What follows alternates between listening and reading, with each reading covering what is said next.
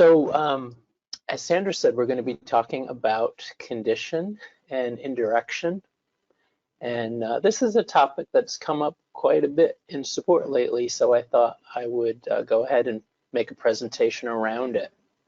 Some of this initial topic that I'm going to talk about might seem a little bit like review, and it may be for some people, but for other people it might be new.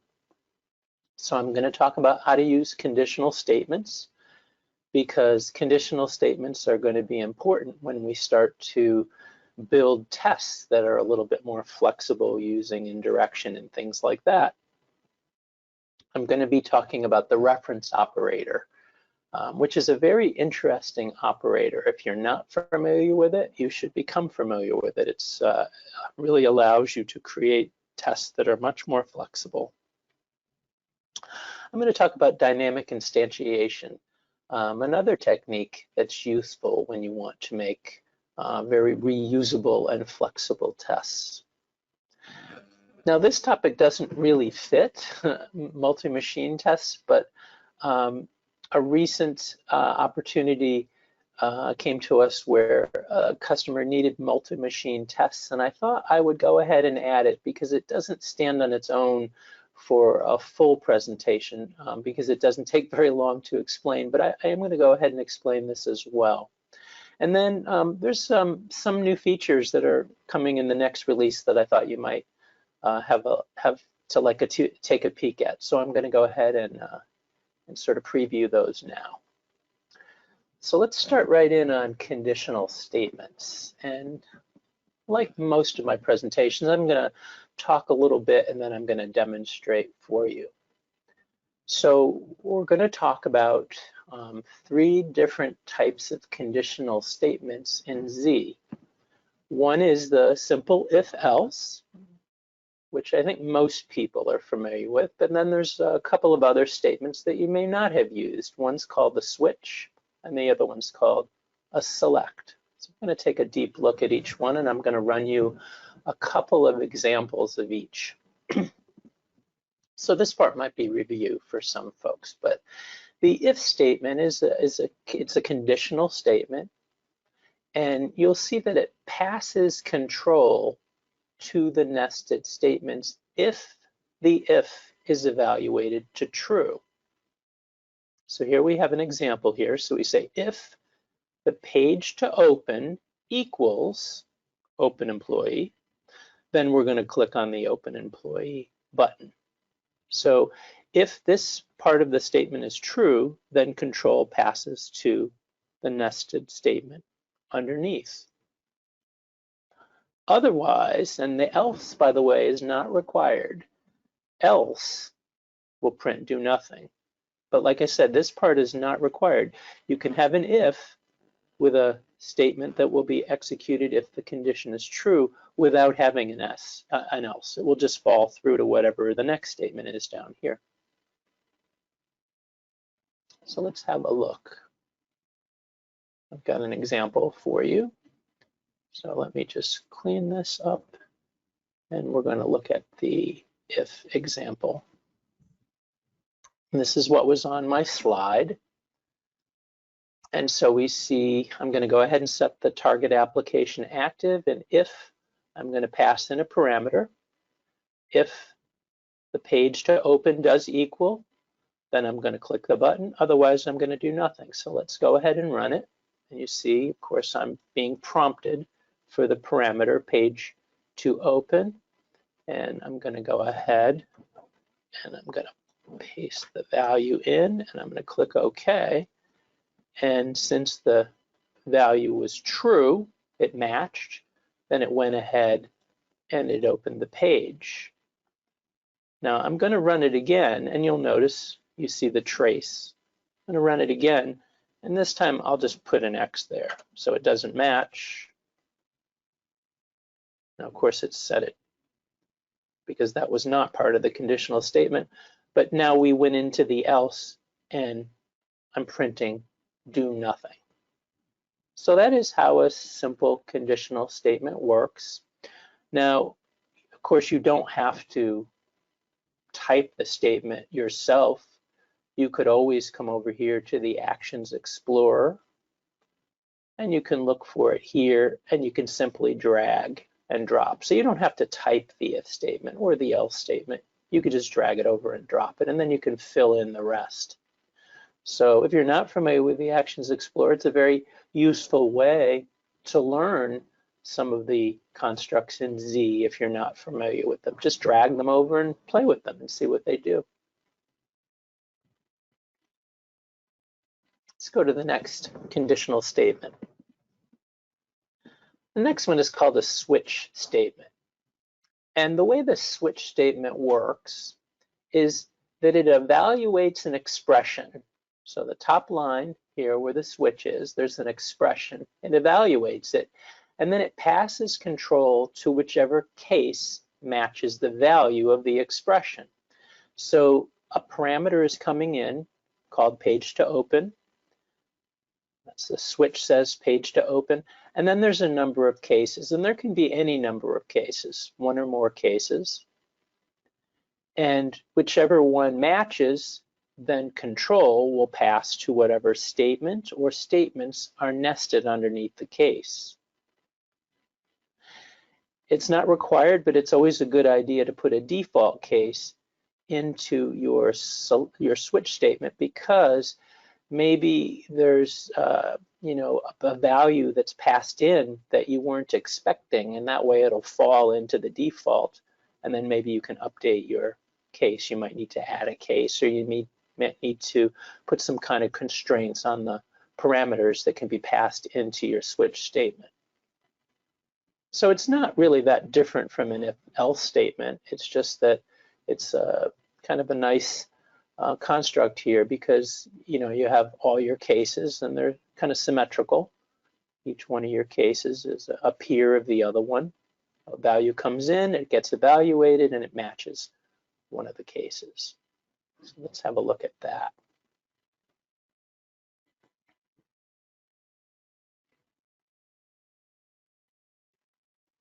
So here's my switch. And again, I can run it. And it's going to prompt me for the page to open. Again, I can put in open employee and run it.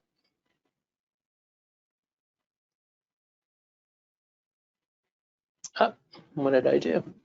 Oh, I see. Because in this case, I wasn't expecting open employee with the way that it was defined. I was actually expecting the string open employee. So you see, here's an example of where it fell into the default because it didn't match any of my cases. So what it was expecting was open space employee, and then it'll go ahead and open the employee. Whereas if I put in new employee,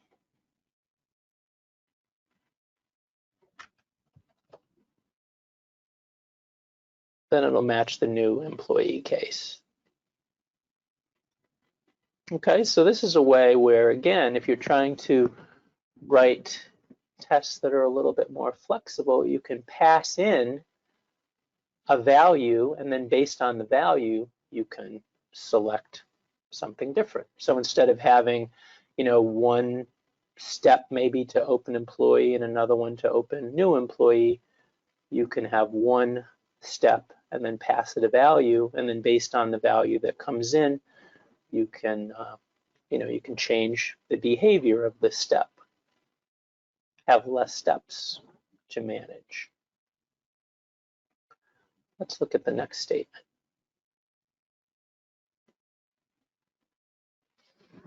Next one is the select statement, and this is similar but a little bit different. I think probably people have used this one less than even the if or the select.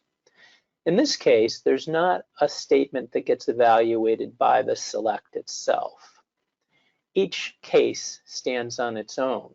So instead of having one expression that evaluates to true, you have a series of expressions, and based on which one matches true, then that case will be selected and executed. So here you see this select all by itself on the top line.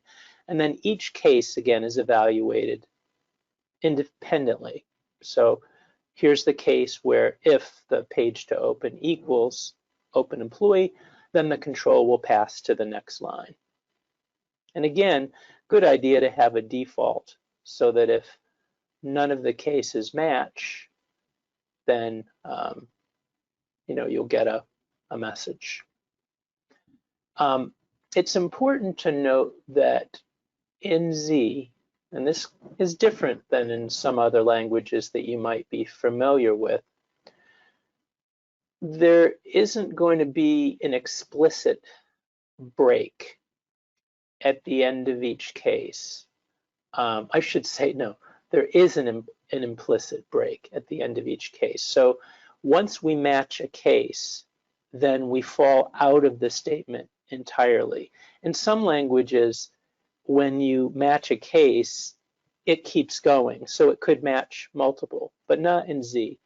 Once we match one case, there's an implicit break at the end of each one of these, and we break right out of the statement. Okay, that's important to understand because it is different. And that's true of both the select, which we're looking at now, and the switch. In both cases, there's an implicit break at the end of each case. So let's have a look at that one.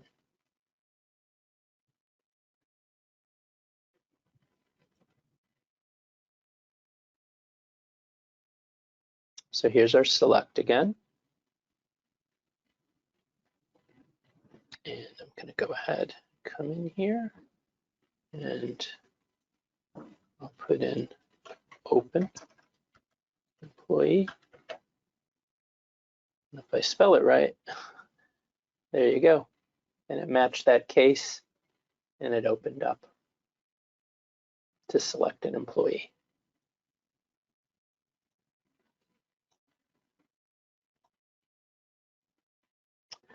Now here's an interesting operator that I'm guessing at least some of you are not familiar with.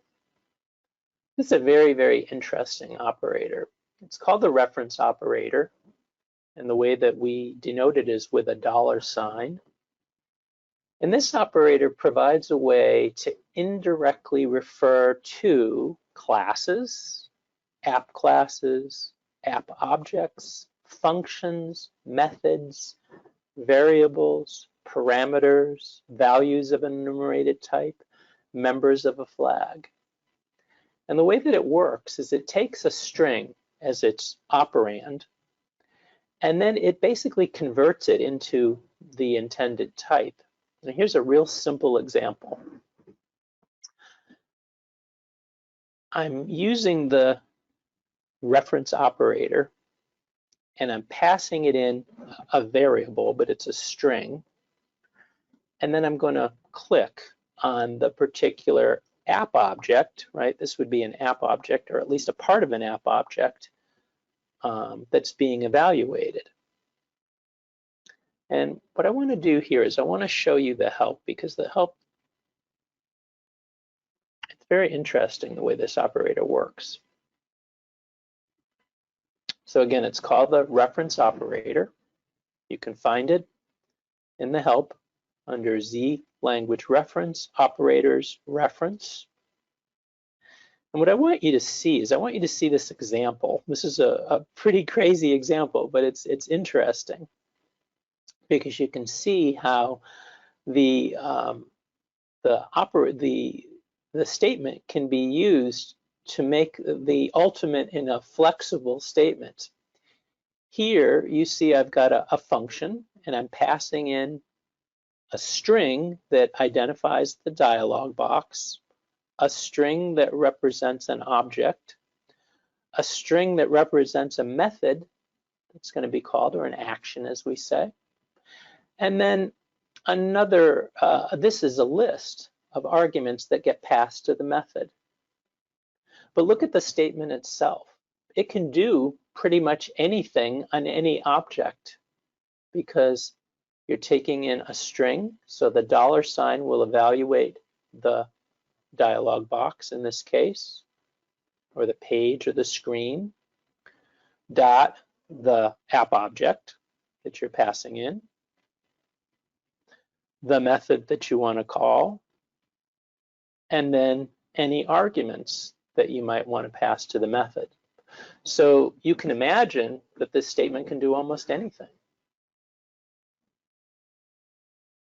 So again, if you're not familiar with it, you probably want to become familiar with it. Now let's take a look at it. I've got a couple of examples for you.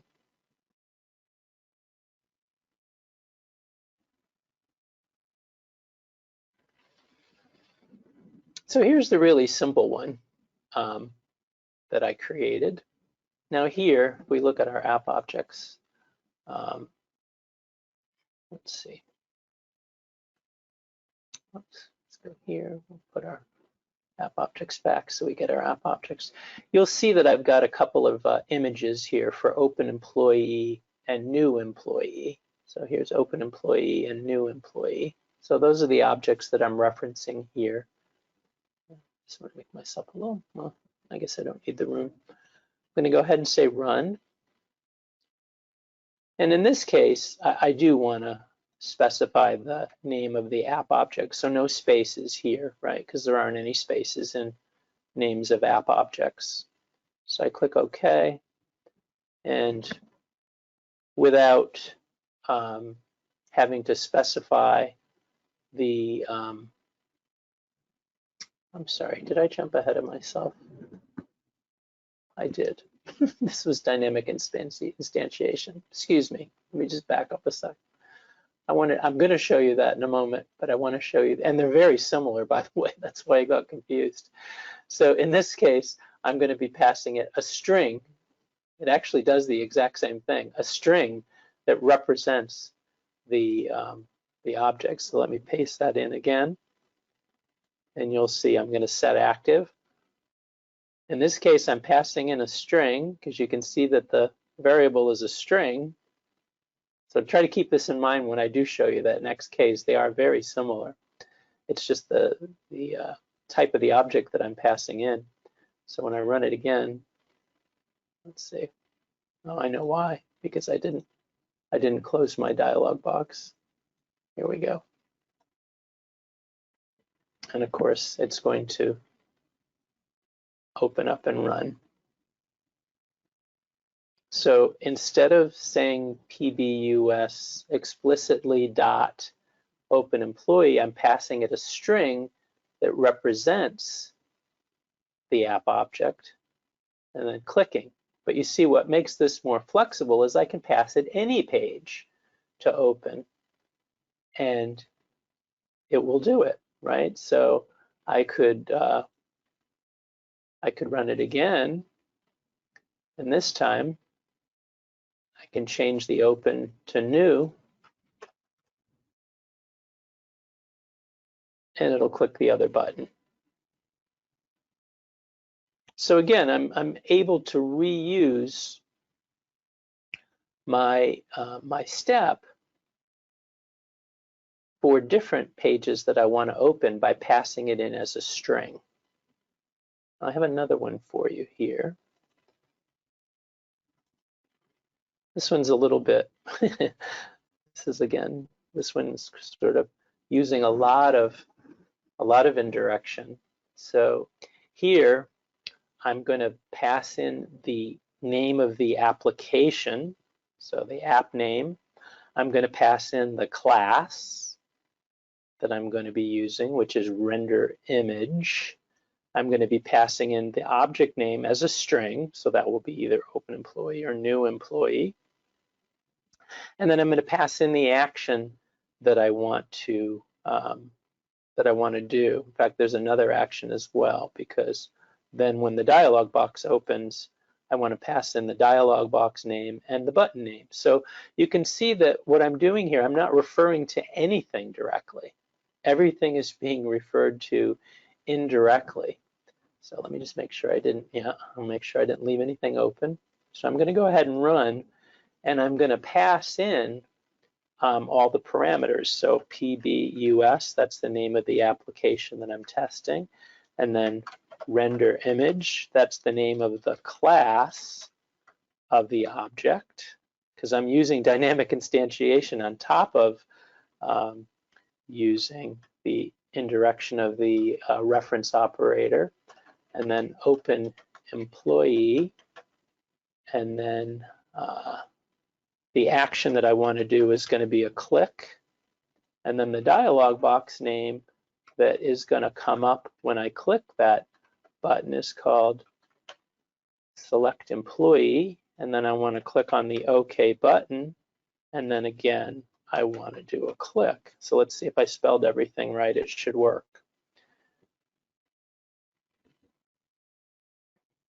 And it looks like it did.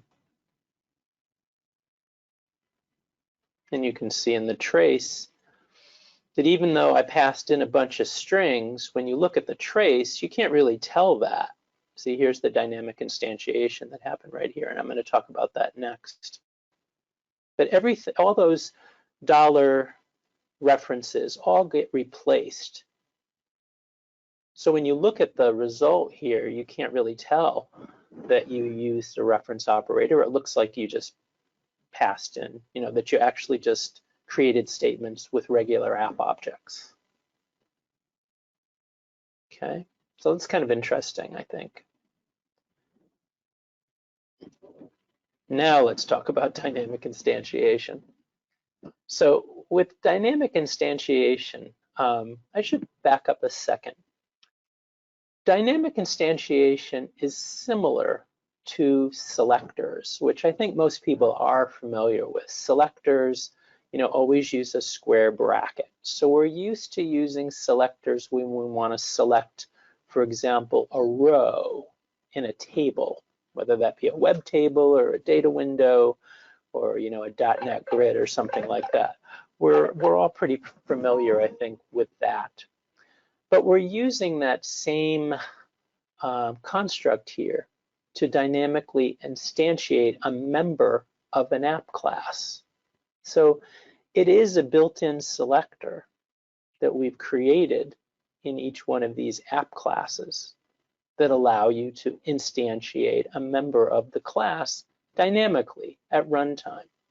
So here's a simple example where I'm saying pbus dot, and then this is the class render image, and then I'm passing it a string that represents what it is that I want to click in this case. And I've actually got two examples that I'm going to show you. So let's take a look. So here's the first one, again, quite simple. In comes a string, the button that I want to click. And let me kind of prepare my application here again. The button that I want to click. And I'm going to go ahead and click run. And here, I don't want to use a space because I'm actually referring to this object as a string. Again, if I click it, then it acts just like, if I had said .pbus.open employee. It behaves the same way. It's just that I'm doing it dynamically. Okay, so we're looking for all the render images and we're finding the one that matches open employee. I have another example for you here. This one's a little bit more. So here, I'm using the same one that I started out with. Just close this so my app's ready. But then I'm also going to use dynamic instantiation to get the text of all the buttons that show up on the select employee window. So let me go ahead and put my parameter in again. So the dialog box comes up and you see it has two buttons. It has OK and cancel. And so if we look at this, the result of this statement here, and by the way, you're probably familiar that all can be used as a selector in this case. And so what I'm doing is I'm getting the text for all of the push buttons on the select employee dialog box, which is this dialog box right here. So we're getting the text for all of the push buttons on that particular page. And here is the list of string for all the buttons on that page: cancel and OK.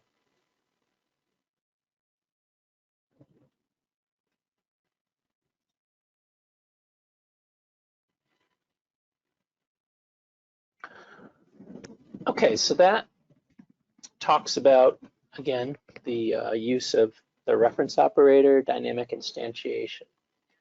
Now, I want to talk about this other topic, and I'll give you a little bit of background.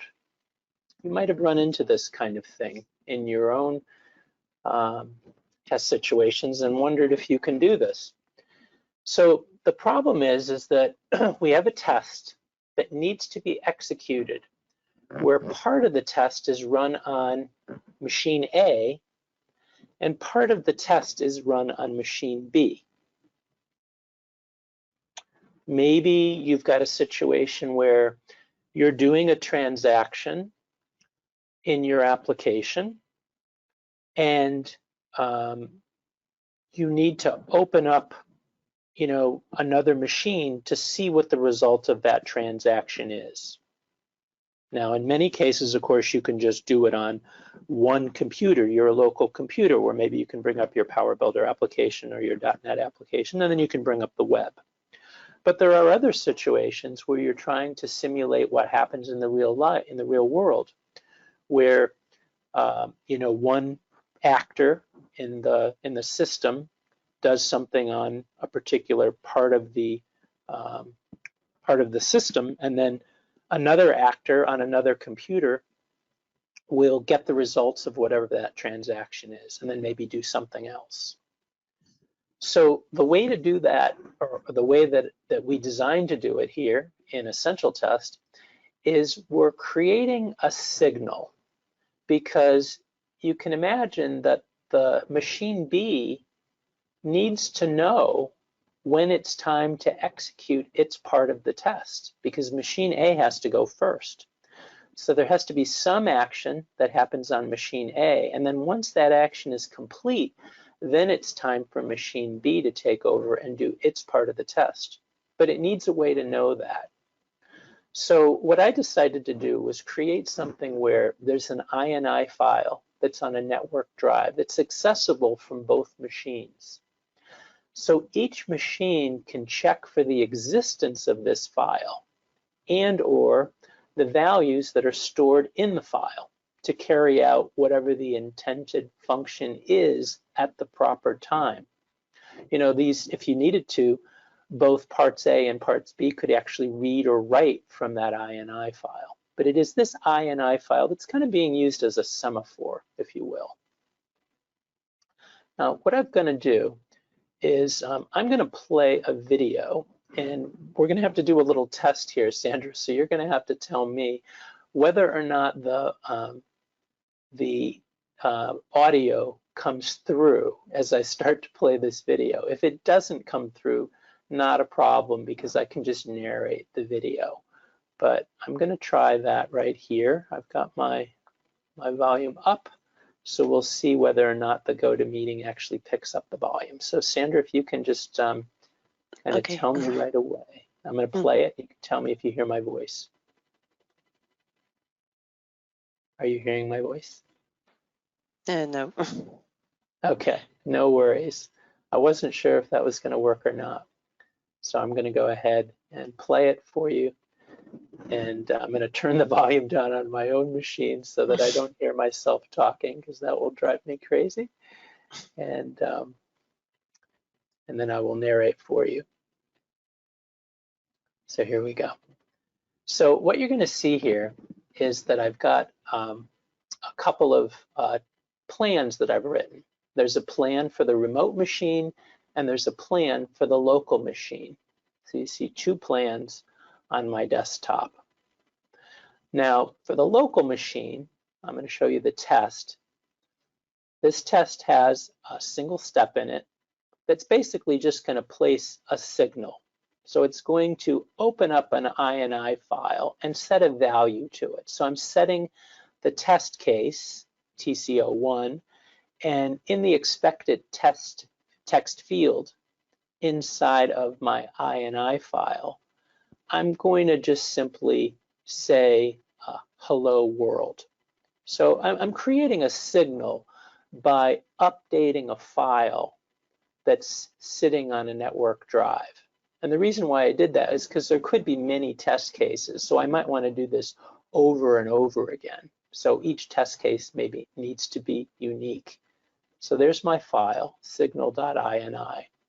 Now I've got a second plan, and this one's on the remote machine, and it takes in that test case, the TCO1, so it knows which test it is.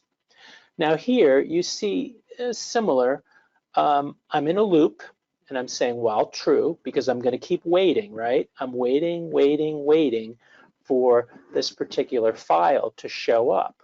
So I keep waiting for signal.ini, and then when signal.ini does finally show up, I'm checking that expected text.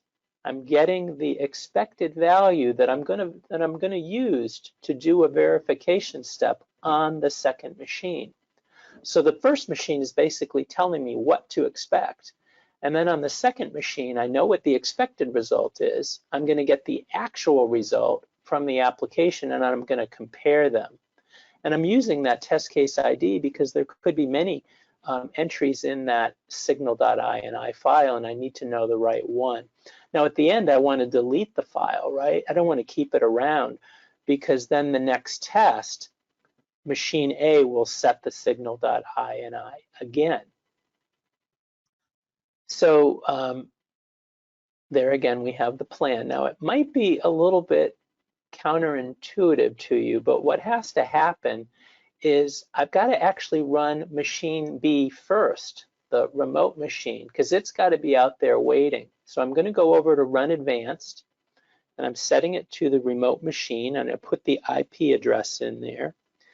And there's a little test button there if you've never used this, so you can make sure that it can find the UA server that's out on that remote machine. I click OK. And I'm going to go ahead and kick off that test. So notice that the test runner shows up right away, because that part of the test is now running. So machine B is already waiting for that signal.ini file to occur.